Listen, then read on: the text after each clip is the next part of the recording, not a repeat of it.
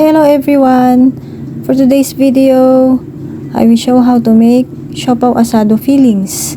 So, fillings muna kasi separate yung video on how to make the sauce at saka yung mismong siopaw asado kasi sobrang haba na kung ilalagay ko sa isang video lang. So, part 1 muna, how to make siopaw asado fillings for this video.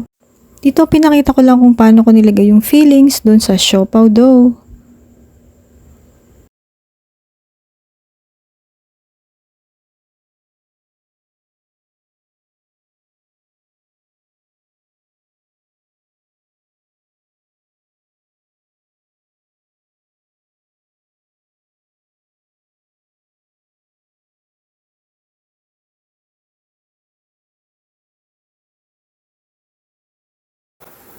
Okay, let's start. Put some oil on the pan and then add the garlic.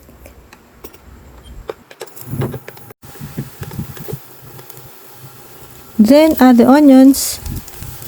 Then add the pork. Cook until it is lightly brown.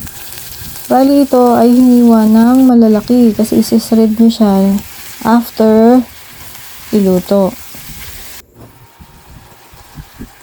Then pag lightly brown na yung pork, mag-add na ng water. Then mag-add na rin ng soy sauce, oyster sauce, sugar, and star anise. And then stir well and bring to boil.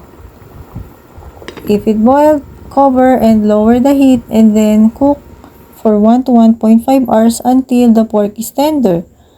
Kapag tender na yung pork, pwede nang tanggalin dun sa sabaw. And then, is-shred na yung pork.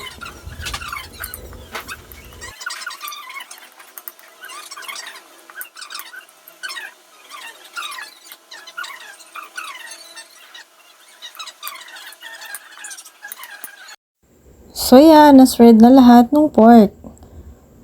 Ready na yan para iluto ulit. So, ibabalik siya dun sa sabaw. Pero bago siya ibalik doon, tanggalin muna yung star anise dun sa sabaw. Kasi balik na yung shredded pork. Stir it well hanggang sa mag-boil. And then, i-add nyo na yung cornstarch na may kasamang water. Tinunaw yung cornstarch dun sa water. So, yan. So, ilalagay nyo na siya para lumapot yung sauce. And then, stir lang hanggang sa mabawasan na yung sabaw at ready na fillings.